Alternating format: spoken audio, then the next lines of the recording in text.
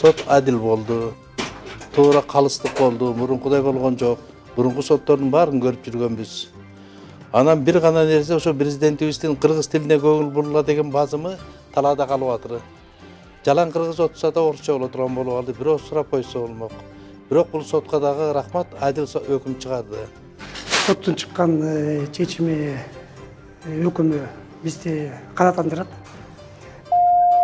Тергөөдөн баштап соттун отурушуна чейин өзүнүн күнөөсүн толук мойнуна алып, соттон элден кечирим сурап, күнөөсүн толук мойнуна алган. Ошол себептен азыркы убакта бизде эч кандай негиз жок. Биз апелляциялык тартипте даттануу негиз жок. Ошон үчүн биз соттун өкүмүнө ыраазыбыз.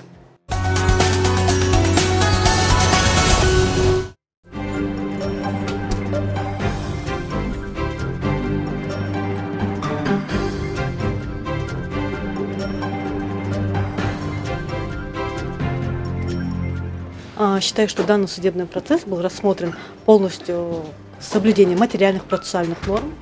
Судья рассматривал арзии в данный предмет спора, выяснено законное обоснованное решение.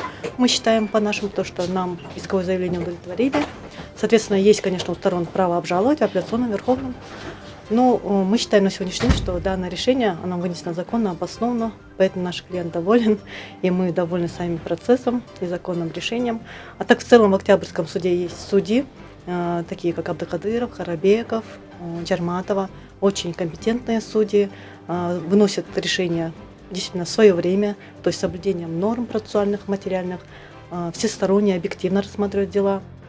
Исковое заявление было удовлетворено. Мы представляли ответчика. С решением мы уже не согласны, но текст решения мы еще не получили. Как только получим, обязательно ознакомимся и будем обжаловать его в Бишкекском городском суде.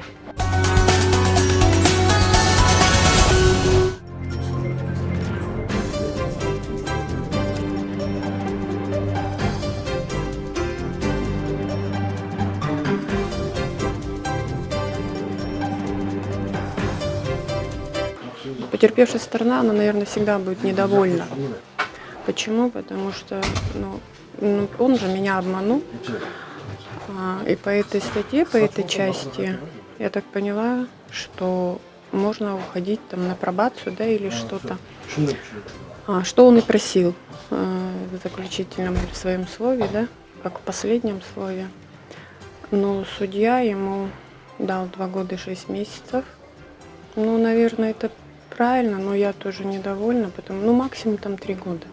Он дал 2 года и 6 месяцев. Не вернул, он мне материальный ущерб не восстановил. До этого был неоднократно судимый, 7 раз он был судимый. Последний раз он за 2 месяца до этого преступления, оказывается, только вышел и отсидел 7 лет. Он 7 лет там сидел и никаких выводов он не сделал.